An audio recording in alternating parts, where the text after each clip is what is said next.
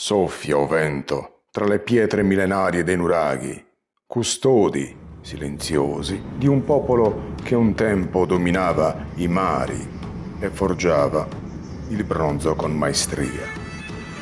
Un tempo la Sardegna non era solo una terra geografica, ma il cuore pulsante di un impero di pietra. Migliaia di torri d'arenaria e basalto, i nuraghi, sfidavano il cielo come giganti custodi.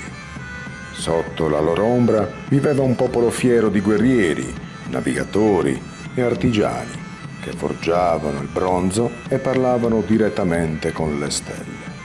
La terra vibrava di canti intorno alle fonti sacre e l'orgoglio scorreva puro come l'acqua delle sorgenti montane.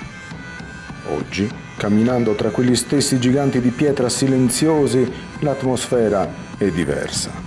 Il tempo sembra aver rallentato e quel popolo fiero dà l'impressione di essersi smarrito. Le piazze dei paesi si svuotano, i giovani partono e un velo di rassegnazione sembra aver avvolto l'anima dell'isola.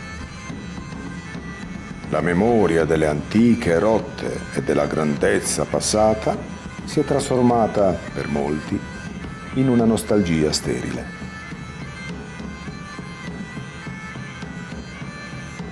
L'eco dell'orgoglio del popolo dei nuraghi rischia di diventare solo un'attrazione per turisti, mentre chi resta combatte contro l'isolamento e l'incertezza del futuro.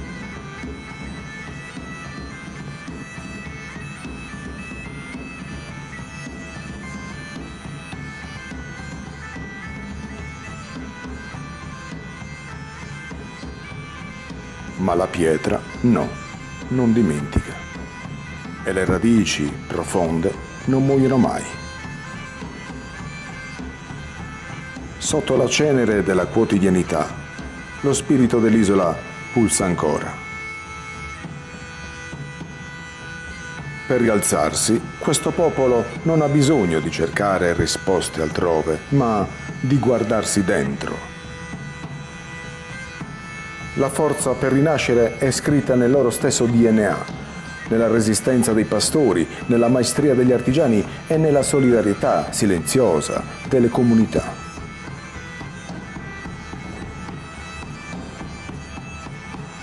Riconnettersi con quel passato glorioso non significa vivere di rimpianti, ma riscoprire il coraggio di osare, di fare rete e di difendere la propria unicità.